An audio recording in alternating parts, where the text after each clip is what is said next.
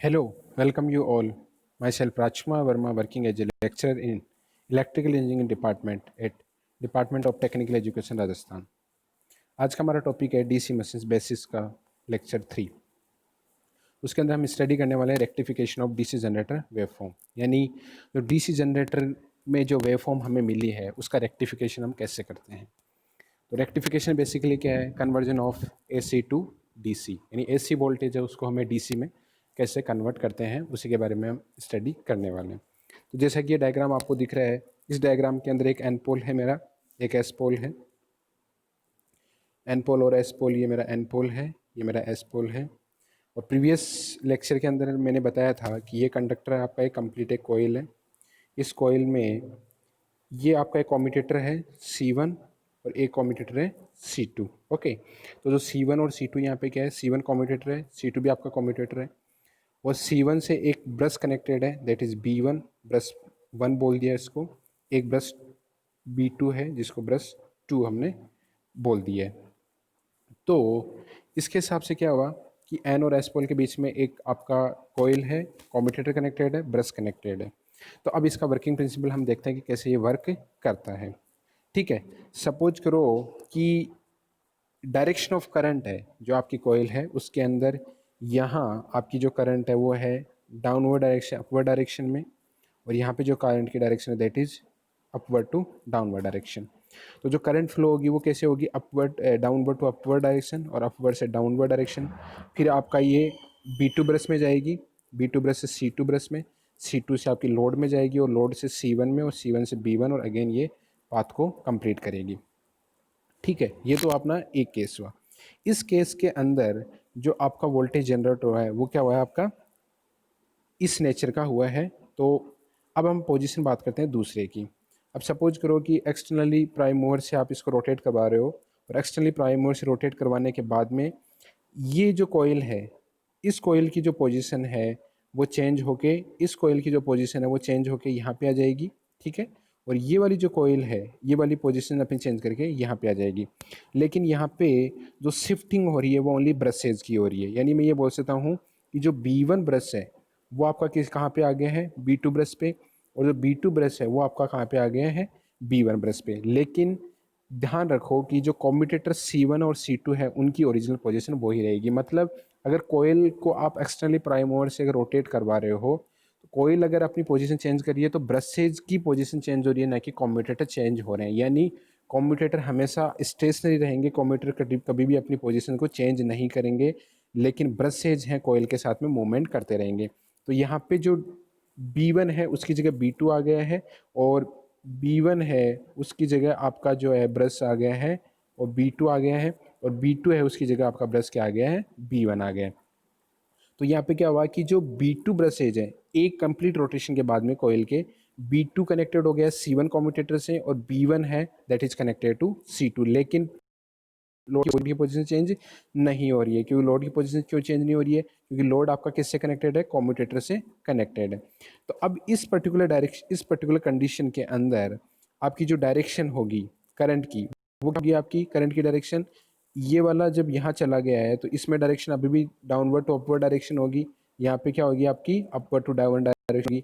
लेकिन यहाँ पे B1 ब्रश आ चुका है, तो B1 से C2, C2 से लोड, लोड से C1, C1 से B2, और अगेन ये, यानी इस कंडीशन के अंदर जो आपका इंड्यूस वोल्टेज होगा जो कंडक्टर्स के अंदर, वो भी क्या होगा आपका यूनिडायरेक्शनल ही होगा, यूनिडायरेक्शनल ही होगा। यानी रोटेशन से पहले, एक कंप्लीट साइकिल से पहले कोयल में जो इंड्यूस ईएमएफ हो रहा था दोनों कंडक्टर्स के अंदर, क्योंकि यहाँ पे दो कंडक्टर कौन कौन से, एक कंडक्टर आपका ये है, एक कंडक्टर ये है, इसमें जो इंड्यूस ईएमएफ की वैल्यू है वो दोनों कंडक्टर में क्या होगी, यूनिडायरेक्शनल, मतलब दोनों सेम ही डायरेक्शन में, दोनों कंडीशंस के अंदर, बिफोर द रोटेशन और आफ्टर द रोटेशन। रोटेशन से पहले जो कंडीशन थी उसमें वोल्टेज जनरेशन की पोलैरिटी, और आफ्टर द रोटेशन के बाद, आफ्टर द रोटेशन जो वोल्टेज पोलैरिटी की डायरेक्शन है वो दोनों सेम होगी, यानी यूनिडायरेक्शनल होगी। तो ये क्या होता है इसका, rectification of DC generator, rectification of DC generator. तो यहाँ पे जो ब्रशेज हैं बेसिकली क्या करें, एज ए मैकेनिकल रेक्टिफायर काम में कर रहे हैं। क्योंकि जो अपने इलेक्ट्रॉनिक्स के अंदर या बेसिक इलेक्ट्रिकल इलेक्ट्रॉनिक्स के अंदर हम पढ़ते हैं कि जो रेक्टिफायर सर्किट है रेक्टिफायर सर्किट्स हैं, फुल वेव रेक्टिफायर हो सकता है, हाफ वेव रेक्टिफायर हो सकता है, सेंट्रल टैप्ड रेक्टिफायर हो सकता है। तो इन केसेस के अंदर बेसिकली उनका यूटिलाइजेशन होता है किसी भी एसी है उसको डीसी में कन्वर्जन का, मतलब अल्टरनेटिंग वोल्टेज या अल्टरनेटिंग करंट को डायरेक्ट करंट या डायरेक्ट वोल्टेज के अंदर कन्वर्जन करना है, तो वो तो होते हैं आपके इलेक्ट्रिकल रेक्टिफायर, क्योंकि वहाँ पे इलेक्ट्रिकल क्वांटिटी है और उनको यूजिंग इलेक्ट्रिकल मेथड हम क्या करते हैं, इलेक्ट्रिकल रेक्टिफिकेशन होता है एसी टू डीसी। लेकिन यहाँ पे भी क्या हो रहा है, रेक्टिफिकेशन हो रहा है बेसिकली, क्योंकि मैंने प्रीवियस क्लास के अंदर बताया था कि जो जनरेटर हैं उनके जो कंडक्टर्स हैं उनके अंदर जो वोल्टेज जनरेट होता है, इनहेरेंट जो वोल्टेज जनरेट होता है वो क्या होता है आपका बाई नेचर एसी होता है, लेकिन यूजिंग मैकेनिकल रेक्टिफायर। और मैकेनिकल रेक्टिफायर यहाँ पे क्या काम कर रहे हैं, आपके brushes working as a mechanical rectifier, उनके थ्रू हम उस एसी को डीसी में कन्वर्ट कर रहे हैं। तो ये क्या हुआ आपका rectification of DC waveform using mechanical rectifier. उसके बाद में ये बहुत इंपॉर्टेंट है कि so the commutator can be use for obtaining a rectifier waveform at the output and thereby we get a unidirectional voltage and therefore that would be a DC output। यानी mechanical rectifier use करके हम क्या कर रहे हैं, AC को DC में convert कर रहे हैं। तो इसीलिए क्या होता है कि जो कम्यूटेटर है, कम्यूटेटर एक बहुत ही इंपॉर्टेंट टूल बन जाता है DC जनरेटर के अंदर। और इसकी वजह से क्या होता है कि because of external commutator the voltage across the external load is unidirectional and one is the unidirection, therefore this can be consider as a DC generator. DC generator अपन यूज कर सकते हैं क्योंकि इनहेरेंटली कॉइल्स के अंदर जो generation हो रहा है that is your AC voltage, लेकिन जब हम इसको रेक्टिफायर यूज करते हैं या मैकेनिकल रेक्टिफायर मतलब एज ए ब्रशेज यूज करते हैं तो हम इसको एसी को डीसी में कन्वर्ट कर सकते हैं।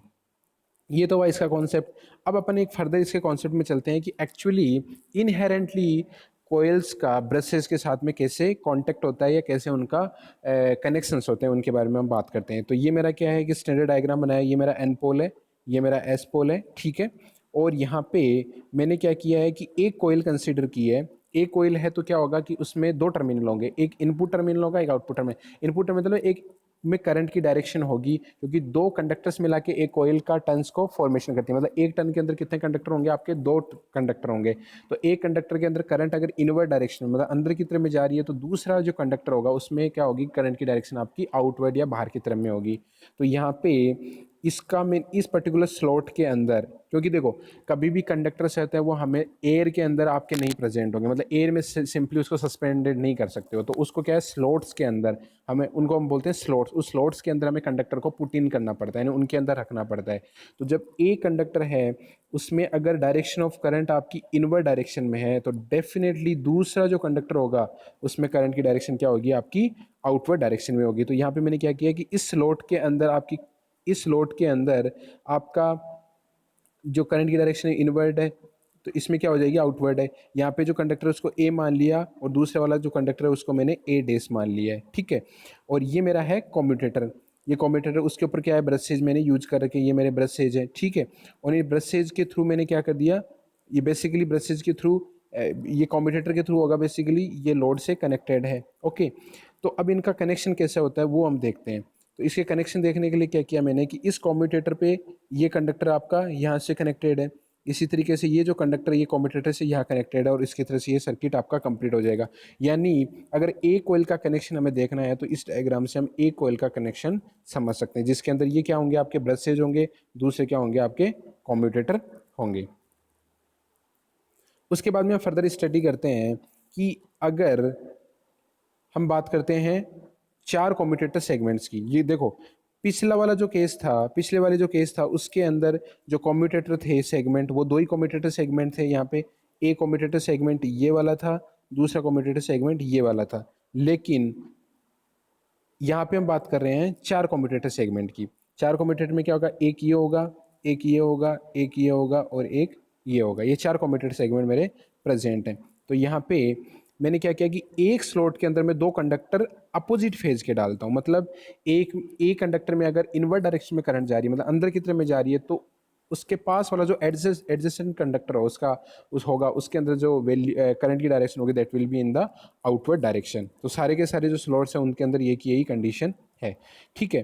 तो अब हम इनका कनेक्शन देखते हैं। एक्चुअली इसको मैंने थोड़ा सा कॉम्प्लिकेटेड किया है, ये आई थिंक ईजीली थोड़ा समझ में नहीं आएगा, लेकिन इसको मैंने थोड़ा सा इस पर्टिकुलर डायग्राम के अंदर इसको थोड़ा सिंप्लीफाई किया है कि यहाँ पे मैंने क्या किया है ये एन पोल है मेरा, this is my S pole, okay, और एन पोल और एस पोल है। तो ये मेरे कम्यूटेटर सेगमेंट 4 हैं। इन कम्यूटेटर सेगमेंट्स के ऊपर मैंने क्या किया है, ब्रशेज यूज कर लिए हैं। ये मेरे ब्रशेज हैं, 2 ब्रश मैंने करंट के कलेक्शन के लिए यूज किया है। ये मेरी एक कोयल है जो ए और ए डैश, इसमें 2 कंडक्टर हैं, ए और ए डैश 2 कंडक्टर हैं मेरे इसके अंदर। इसी तरीके से एक कोयल है जिसमें बी और बी डैश कंडक्टर हैं। तीसरा है जिसमें सी और सी डैश मेरे कंडक्टर हैं, ठीक है, यानी एक कोयल फॉर्मेशन हो गई। और चौथा है डी और डी डैश। अब देखो मैंने क्या किया है कि जो ब्रशेज हैं उनकी पोजीशन मैंने क्या रखी है, वर्टिकली रखी है। मतलब वर्टिकल मतलब क्या है, ये एन टू एस क्या होगा, मेरा मैक्सिमम फ्लक्स होगा यहाँ पे प्रेजेंट होगा, मतलब स्ट्रॉन्ग फ्लक्स प्रेजेंट होगा, ठीक है। और इसकी जो वर्टिकल पोजीशन है, इस पर्टिकुलर वर्टिकल पोजीशन को हम क्या बोलते हैं, न्यूट्रल जोन और न्यूट्रल एक्सिस। न्यूट्रल जोन और न्यूट्रल एक्सिस का मतलब क्या है कि वहाँ पे कोई भी वोल्टेज इंड्यूज नहीं होगा। वहाँ पे जो वोल्टेज इंड्यूज होगा वो क्या होगा, आपका जीरो होगा। वोल्टेज इंड्यूज क्या होगा, वहाँ पे जीरो होगा, ठीक है। तो यहाँ पे वोल्टेज अगर इंड्यूस जीरो है तो ए कोयल और ए डैश के कंडक्टर से बनी हुई कोयल और सी डैश के कंडक्टर से बनी हुई कोयल के अंदर कोई भी वोल्टेज आपका जनरेट नहीं होगा। वोल्टेज जनरेट क्यों नहीं होगा, क्योंकि ये वर्टिकल एक्सिस पे है। यहाँ पे जो rate of change of flux है वो जीरो है। Rate of change of flux अगर जीरो है तो वहाँ पे E इक्वल टू NdΦ/dt की वैल्यू भी जीरो होगी। लेकिन बी कोयल और सी डी कोयल यानी बी डैश कंडक्टर से बनी हुई कोयल और डी डैश कंडक्टर से बनी हुई कोयल के अंदर मेरा इंड्यूस वोल्टेज होगा। लेकिन यहाँ पे जो वोल्टेज होगा, सपोज करो कि इस पर्टिकुलर कोयल के अंदर आपका वोल्टेज हुआ है 10 वोल्ट जनरेट हुआ है, तो उसी तरीके से जो डी और डी डैश जो कोयल होगी उसके अंदर भी जो वोल्टेज होगा उसकी वैल्यू कितनी होगी, आपकी 10 वोल्ट ही होगी। यानी बी डैश और डी डैश दोनों के अंदर जो वोल्टेज होगा वो कितना होगा, आपका 10 वोल्ट होगा। और दोनों एक दूसरे के पैरेलल में है तो जो नेट वोल्टेज आएगा वो कितना आ जाएगा, आपका 10 वोल्ट ही मिल जाएगा, ठीक है। अब हम क्या कर रहे हैं कि इसको किसी एक्सटर्नली प्राइम मूवर से हम इसको क्या कर रहे हैं, रोटेट करवा रहे हैं। तो एक्सटर्नली प्राइम मूवर से रोटेट करवा रहे हैं और ये मान लो कि एंटी क्लॉकवाइज डायरेक्शन में आपकी रोटेट हो रही है। एंटी क्लॉकवाइज डायरेक्शन में आपकी रोटेट हो रही है। तो क्या होगा कि जब एंटी क्लॉकवाइज डायरेक्शन में रोटेशन हो रही है और जब इसने रोटेशन स्टार्ट किया तो ए डैश की जो पोजीशन है वो डी डैश की जगह आएगी, डी डैश की जगह पोजीशन सी डैश की आएगी और सी डैश की जगह आएगी बी डैश। यानी क्या हो रहा है कि जिस कोयल के अंदर आपका वोल्टेज जनरेट हो रहा था पहले मैक्सिमम 10 वोल्ट है, उसकी वैल्यू क्या होगी, धीरे धीरे कम होगी। यानी 10 वोल्टेज जो इंड्यूज होता है उसका मैग्नीट्यूड कम होगा। लेकिन जिस कोयल में पहले वोल्टेज जनरेट नहीं होता उसमें स्टार्ट होना लग जाएगा वोल्टेज। यानी 2 कोयल्स हैं उनके अंदर वोल्टेज की वैल्यू क्या होगी, आपकी कम होगी। लेकिन जो रिमेनिंग 2 कोयल्स हैं उनके अंदर वोल्टेज क्या होगा, आपका बढ़ने लग जाएगा। तो जो फाइनली आपका वेव फॉर्म बनेगी वो कुछ इस टाइप से बनेगी। वो वेव फॉर्म क्या होगी आपकी, ये इस डायग्राम के अंदर मैंने दिखाया है कि ई है और ये मेरा टी है। अगर ई और टी है तो क्या होगा कि सबसे पहले मैक्सिमम बी कोयल और डी कोयल के अंदर मेरा वोल्टेज जनरेट हो रहा है, दैट इज 10 वोल्ट। और जब इसको रोटेट करवाएं तो इन दोनों के अंदर क्या होगा, वोल्टेज आपका जनरेट कम होगा। लेकिन ए और ए डैश के अंदर क्या होना जाएगा, बढ़ने लग जाएगा। तो ये क्या होगा, wave form maximum then minimum then maximum then minimum then maximum then minimum, और ये करते करते इस तरह से। तो ये क्या बोल सकते हैं कि ये जो वोल्टेज जनरेट हो रहा है ये क्या हो रहा है, आपका यूनी डायरेक्शनल हो रहा है। डेफिनेटली इसके अंदर रिपल प्रेजेंट है। रिपल का मतलब क्या है कि कोई भी एक्सटर्नल नॉइस का मतलब क्या है कि यहाँ पे अगर कोई भी डीसी है, उस डीसी के अंदर अगर कुछ कंटेंट एसी का प्रेजेंट है तो उस एसी कंटेंट को हम क्या बोलते हैं, नॉइस बोलते हैं, क्योंकि वो नॉइस वहाँ पे है, नॉइस वहाँ पे प्रेजेंट है। तो वो नॉइस आपकी प्रेजेंट अगर है तो उसको हम रिपल बोलेंगे। तो अगर कम्यूटेटर सेगमेंट है उनकी अगर नंबर बढ़ाते हैं, कम्यूटेटर सेगमेंट का अगर नंबर बढ़ाते हैं तो हम क्या कर सकते हैं कि उसका जो रिपल है उसको कम किया जा सकता है, और रिपल कम करने के बाद में हम उसको प्योरली डीसी भी गेन कर सकते हैं। ये आज तक का पूरा हुआ। उसके बाद में हम अगले वाली क्लास के अंदर कम्यूटेटर की अगर नंबर ऑफ कम्यूटेटर बढ़ाते हैं तो रिपल कैसे कम होगा उसके बारे में हम स्टडी करेंगे। Thank you very much.